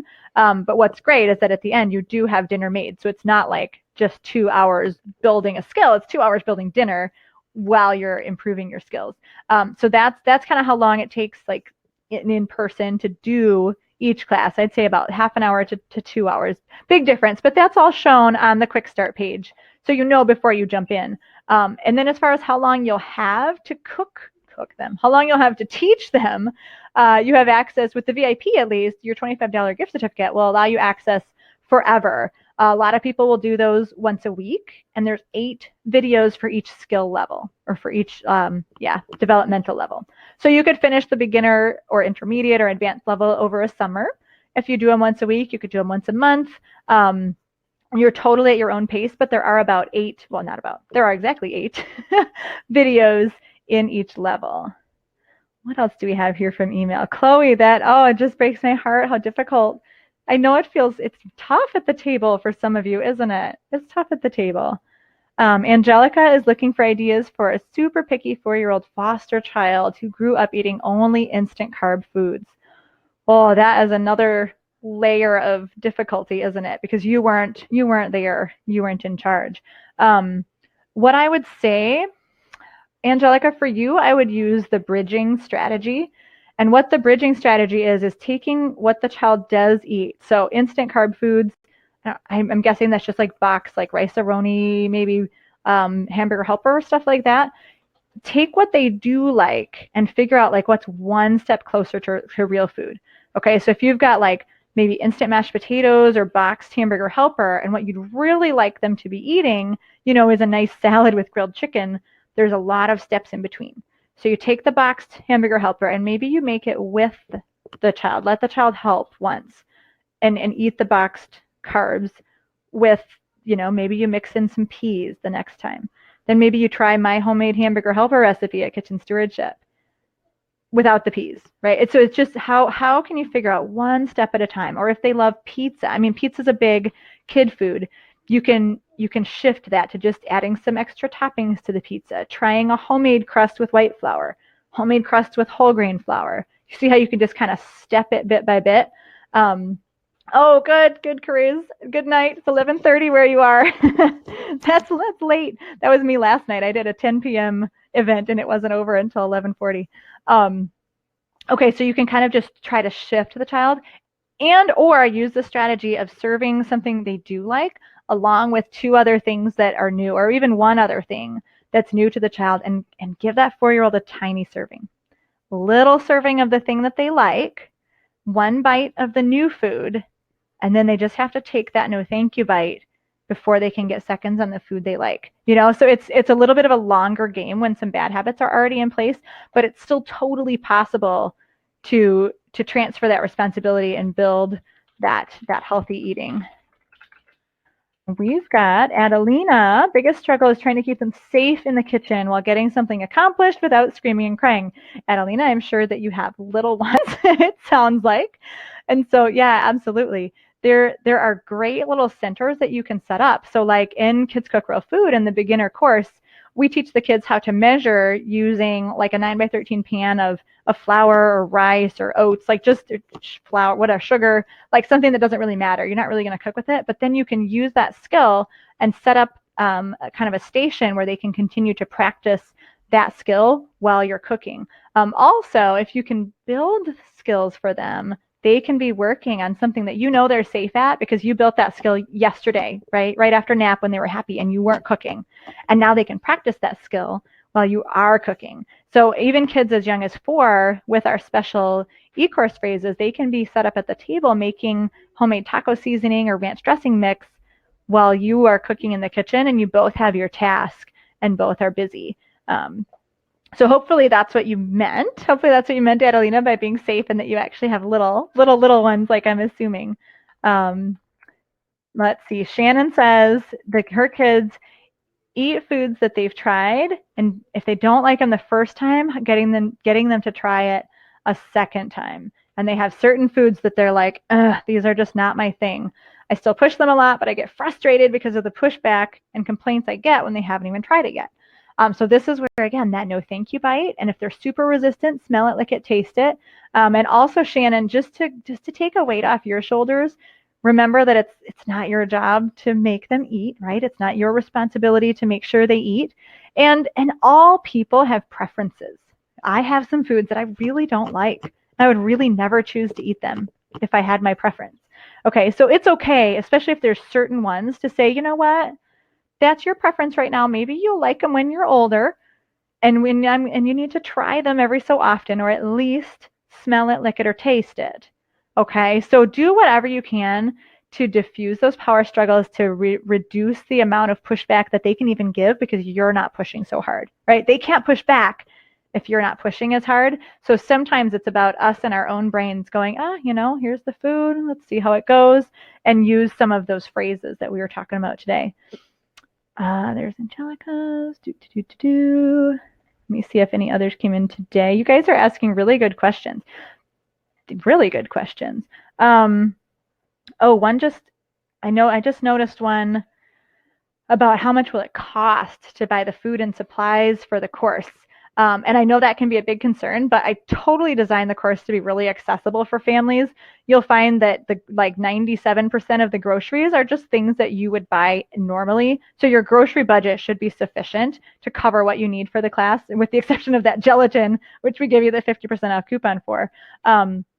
And then also, I want you to know that I built the class around the skills, not the recipes. So we want to teach the kids how to, successfully complete this kitchen skill, not just like, I know how to make 5 recipes, right? So you can implement that skill with lots of different recipes, and I'll give adaptations and substitution ideas, or you can use your own family's favorite recipe that fits that skill. So that works really well for allergies and dietary restrictions as well. In fact, 1/3 of our members have food allergies. And I think that's because they know that their kids, more than anyone else, really need to know how to cook in order to live their lives safely. And as far as supplies, it's all simple stuff as well. Bowls and spoons, knives and cutting boards, frying pans, pots. You shouldn't have to go out and buy anything unless you want to get your kids a special little knife or a special little apron. I think the last one here is from Kelly. She's got a 4-year-old who has become very picky. See, that's what I said about those 2 to 5-year-olds exerting their independence. It happens. He will decide he doesn't like something before trying it, right? We can't taste with our eyeballs. You gotta encourage those no thank you bites. The worst is that lately he's been throwing up, takes a bite, chews and gags, and everything comes up. Okay, I'm about ready to feed him French fries every night and call that a vegetable. Oh my goodness, Kelly, believe it or not, you're not alone, even though that sounds like an extreme case.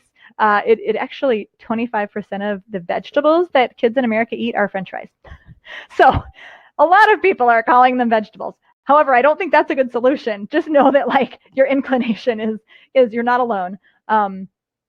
First, we've got to look at the underlying food sensitivities, right? Has a food sensitivity developed? Is there something going on? Particularly check dairy and gluten. Those are usually the first evil food groups that people look at, and that can really impact the child's relationship with all eating, because they can't even express that it makes them feel poorly or off, and they might not even know that they feel poorly, but they just don't feel good about eating. And especially with the throwing up. Now, if it's all sorts of different foods, it's not a reaction, right? So then there's that detective work. Is he making himself gag just to manipulate me? Oh my gosh, wouldn't that stink? Or is there something physiological going on? My brother-in-law actually, as an adult, had his throat stretched because he would chew a piece of chicken for 5 minutes, or else he would gag on it. So that, there could be something physiological. It's something to ask the doctor. Most likely, there's something else going on, and it could be the really, really strong-willed child just kind of allowing that to happen. I would be so sad for you, Kelly, because that's really, really difficult. But he is a really good candidate for smell it, lick it, taste it. And I would highly encourage you to go read Mary's post, kitchenstewardship.com/SPD, watch the interview with Dr. Nicole Birkins in there, and just see if you see your child in some of their stories. They will give you great strategies that are even beyond the scope of what I can share, because it's not my experience, at least yet, hopefully not. But yeah, that's super tricky. Definitely don't resort to French fries every night. And just continue to try. Sometimes, again, us being more chill and not pushing them so that they don't feel they have to push back can really help. Giving the child agency and choice can be huge. If he feels like he has choices at the table, that can really help him not feel like he needs to be so aggressively independent. And getting him involved in the kitchen is amazing, Okay, he could be like a super taster. Did you know like kids have more taste buds than adults? They actually start to die as we get older. And some kids are literally super tasters. Like he could be tasting and experiencing, like sensing the world at so much of a higher level than we do that we can't even imagine like what things taste like to him. And they're so like overwhelming to him. But working with food dulls your senses to that food a little bit because you're smelling it. You might get a little taste off your fingers here and there. You're kind of like, it's like your senses are making friends with that food for a while and getting dulled to actually eating it. So that can actually help a super taster be more willing to try new foods. It's the same mechanism, by the way, that makes you so excited about eating food that someone else has prepared because it tastes better because you haven't prepared it. Anyway, hopefully that was helpful, Kelly. My heart goes out to you. That is a really tricky situation to have every day at dinner. And I think all of us here on this event are like, oh man, that's so hard, mama. That's it. That's all the questions I have. High fives to you. Big props for taking this time out of your day to be here. You really prove that you're in it for the long run, that you're trying hard to be a great parent, raise those healthy kids. And I know that these strategies will make a difference. I cannot wait to hear your stories. Hit reply on any of the emails I send you. And be sure, for sure, to go find that email with the knife skills class in it and use your $25 gift certificate before, Tuesday. Thanks again for being here. I'm Katie Kimball from Kids Cook Real Food.